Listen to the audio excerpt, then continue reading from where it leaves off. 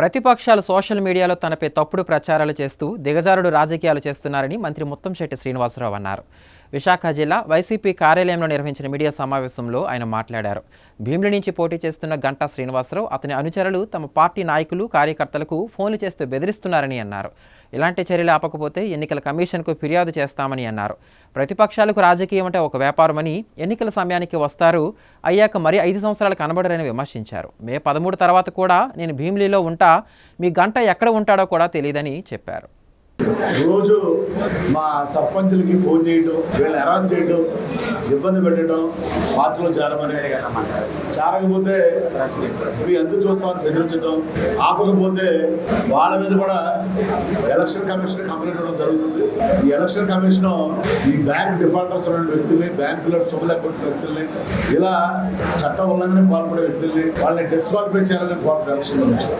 ఇలా అందరు సర్పంచులకి ఫోన్ చేయడం, ప్రలోభాలు పెట్టడం, డబ్బులు ఇస్తాను చెప్పడం, లేకపోతే బెదిరించడం. అంటే ఏమనుకుంటున్నాడు గంటా శ్రీనివాసరావు మనుషులు కొంతమంది ఈ రియల్ ఎస్టేట్ బ్రోకర్ మార్కెట్లు ఉన్నారు. కొంతమంది ఈ రియల్ ఎస్టేట్ బ్రోకర్లో వాళ్ళు ఒళ్ళు దగ్గర పెట్టుకునే వాళ్ళ పనులు చేసుకుంటే మంచిది.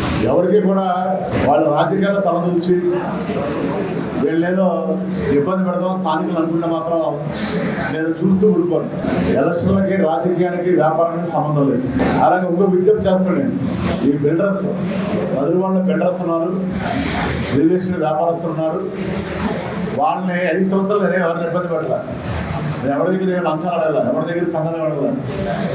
రేపు ఎలక్షన్లో కూడా చందాలు ఇవ్వాల్సిన అవసరం లేదు. నేను ఎవరిని అడగను, నేను ఎవరిని కూడా అడగను. అలాగే మీరు కూడా ఈ గంటా శ్రీనివాసరావు వ్యక్తికి కానీ, అతని అనుచరులకు కానీ, ఎవరికి మీరు లంచాలు కానీ, చందాలు కానీ వాళ్ళ సంవత్సరాలు విజ్ఞప్తి చేస్తున్నారు. అతను ఏమీ చేయలేదు. భీమిలిలో అవంతి శ్రీనివాసరావు ఉన్నంతకాలం ఈ గంటా శ్రీనివాసరావు వ్యక్తి కానీ, అతని అనుచరులు కానీ ఎవరైనా సరే ఇబ్బంది పెడితే తప్పనిసరిగా వాడు చాలా తీవ్రమైన పరిణామాలు ఎదుర్కోవాల్సి వస్తుంది. ఇక్కడ ప్రజలు చాలా మంచివాడు, చాలా సౌమ్యులు. ఎవరికి ద్రోహం చేద్దామని కానీ, ఎవరికి కూడా ఇబ్బంది పడతామని కానీ ఆలోచించేవాడు కాదు.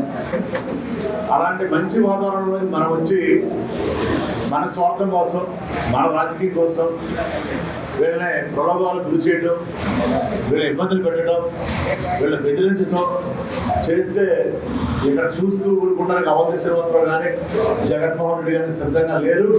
మీరు